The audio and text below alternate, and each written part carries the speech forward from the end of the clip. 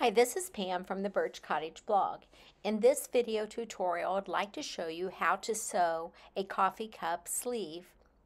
You will need some cotton fabric, some batting, scissors, rotary cutter, cutting mat, sewing machine, some pins, or some wonder clips. You'll also need some matching or contrasting thread. Now, the first thing that you're going to do is to take your cotton fabric and apply your interfacing.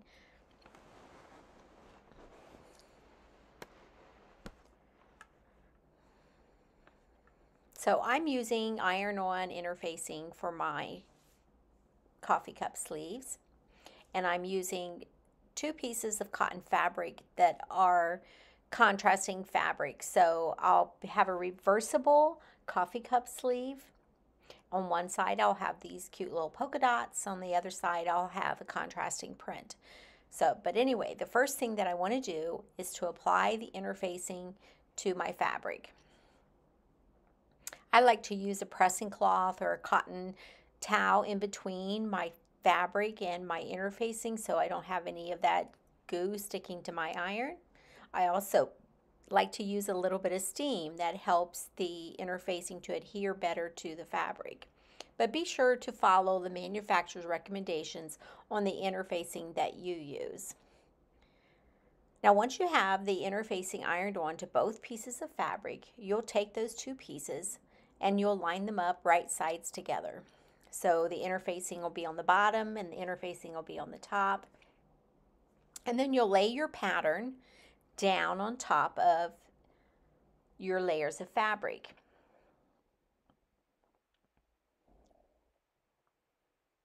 And you can pin these in place or just hold them in place like I'm doing and cut it with a rotary cutter, or you can use scissors, whatever you have. And I'm just simply cutting out both layers of fabric and the interfacing at the same time using my rotary cutter.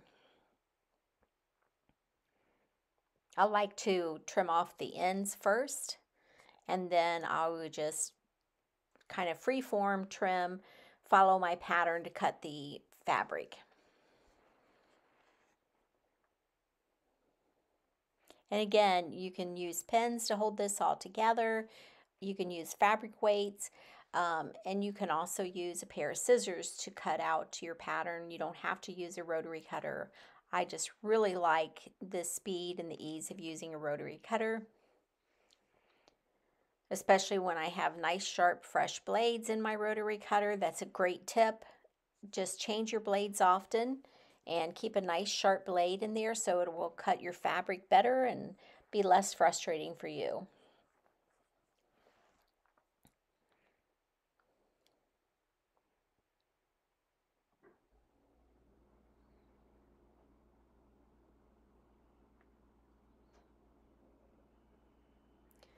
So once I have my 2 pieces of fabric already cut out, and like I said, I've already adhered the interfacing to it, then I'm ready to start doing some sewing.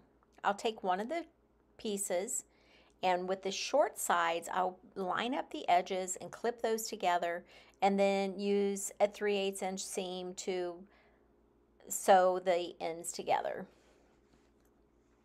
And be sure to backstitch at the beginning and the end of your line of stitching to secure your stitches.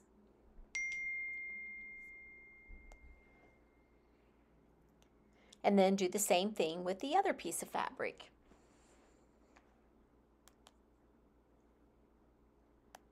Again, I'm going to line up the edges, use my favorite wonder clips to do that, and I'm going to stitch a 3/8 inch seam along the short edge and reinforce my stitches at the beginning and the end.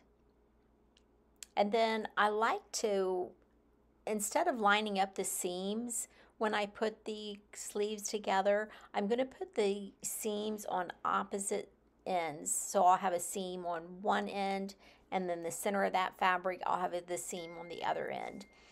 And all I'm doing now is kind of finger pressing the seam open so it'll lay nice and flat.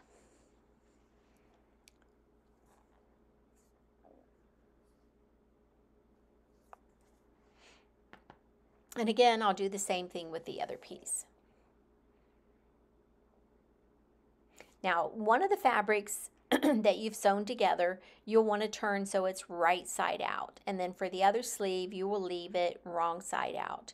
And you will insert the sleeve that is right side out into the sleeve that is wrong side out so that you have right sides together. And then once you get those lined up, you're going to stitch around the top a 3/8 of an inch seam all the way around the top, adjoining the two pieces of fabric and interfacing together.